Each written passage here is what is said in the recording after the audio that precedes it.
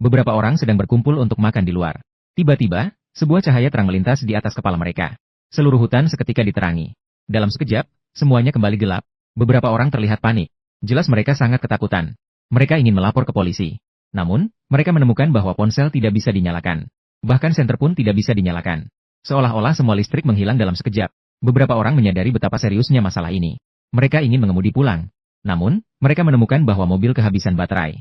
Mobil sama sekali tidak bisa dinyalakan. Mereka terpaksa menginap di sini semalam. Siapa sangka, ketika mereka bangun keesokan harinya, hal-hal yang lebih aneh terjadi. Awalnya ada 8 orang yang berkumpul untuk makan. Namun saat ini, 1 orang hilang. Dan jam di dinding juga berhenti sejak malam tadi. Sejak itu, jam tidak bergerak lagi. 7 orang yang tersisa segera ketakutan dan pergi. Mereka tidak tahu sudah berjalan berapa lama. Mereka tiba di kaki sebuah gunung. Di sini ada beberapa tenda didirikan.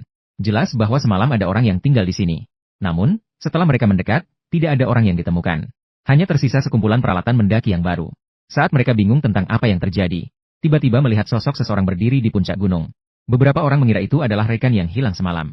Sayangnya, setelah berteriak cukup lama, orang itu tidak hanya tidak menjawab. Sebaliknya, ia justru berbalik dan pergi sendirian.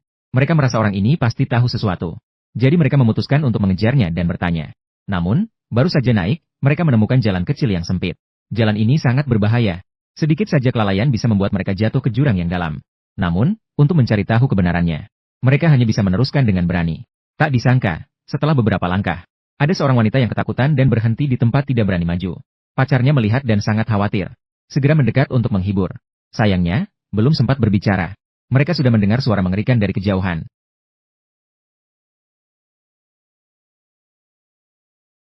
Beberapa orang di depan sangat ketakutan melihat sekumpulan kambing. Untungnya, mereka bereaksi dengan cepat, berdiri dekat dinding gunung. Namun pasangan di belakang tidak seberuntung itu. Mereka tidak sempat menghindar, ingin berbalik dan berlari kembali. Sayangnya, setelah beberapa langkah, Xiao Shuai ditabrak kambing dan hampir jatuh dari tebing. Untungnya, dia memiliki kekuatan lengan yang luar biasa. Dia berpegangan erat pada sebuah batu. Setelah kawanan kambing lewat, beberapa orang di depan segera berlari untuk menariknya naik. Namun ketika Xiao Shuai naik untuk mencari pacarnya, dia menemukan bahwa di belakangnya sudah tidak ada siapa-siapa.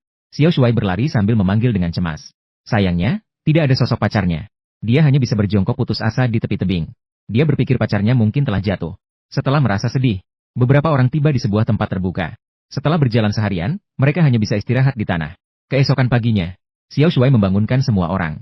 Karena teman yang bertugas malam juga hilang secara misterius. Melihat orang-orang di sekitarnya hilang satu persatu, mereka merasa sangat ketakutan. Tak disangka, sebuah reuni biasa ternyata berubah menjadi perpisahan hidup dan mati. Setelah merasa sedih, orang-orang yang tersisa pun mulai melanjutkan perjalanan. Sambil berjalan, tiba-tiba mendengar suara